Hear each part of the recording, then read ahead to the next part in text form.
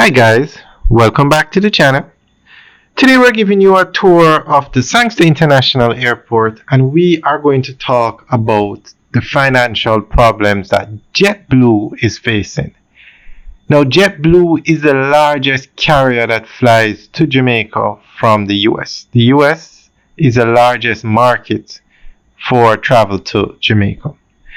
Now, it was announced recently that Jetblue is no longer going to fly out of the Miami International Airport. And this is going to affect Jamaica. Now, tourism in Jamaica is growing. Millions of visitors come to Jamaica every year.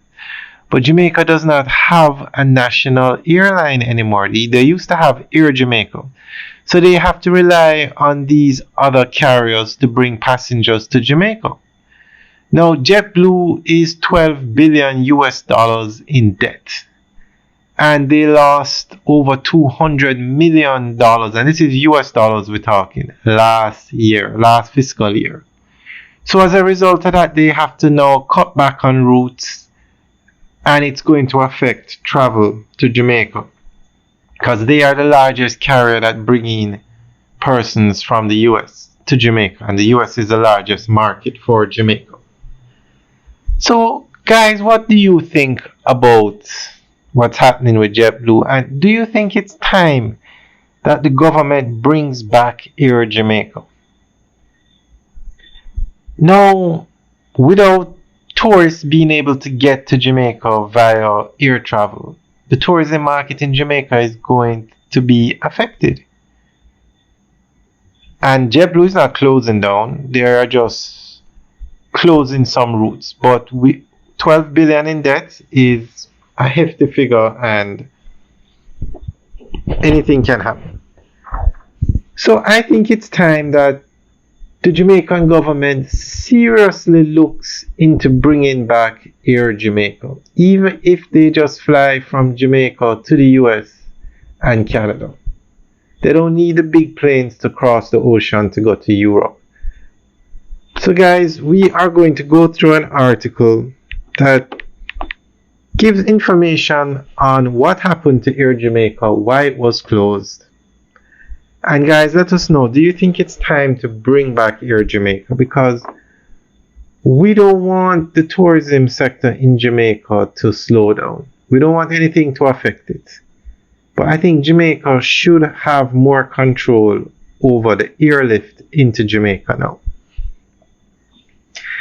Air Jamaica, affectionately known as the Lovebird, was established in 1968 and began operations in 1969, emerging from the Jamaica Air Service after the government split from BWIA.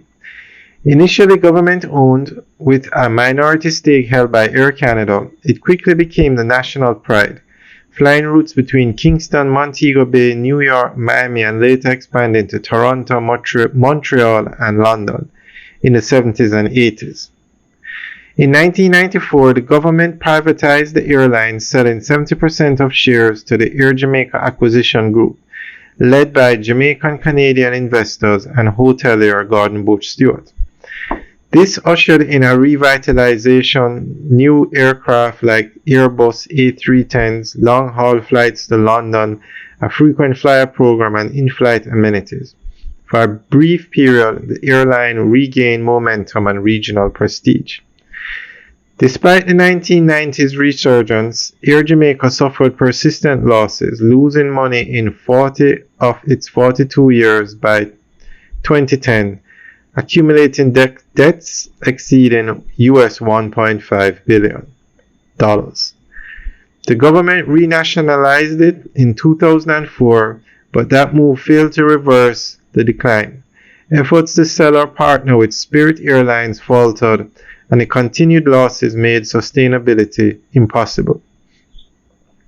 In 2010, Caribbean Airlines, Trinidad and Tobago's national carrier, agreed to acquire Air Jamaica's fleet and routes.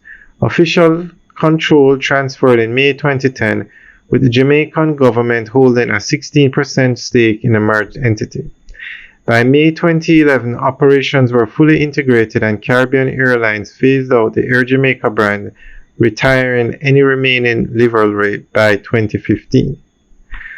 Alright guys, so that's the end of the update article.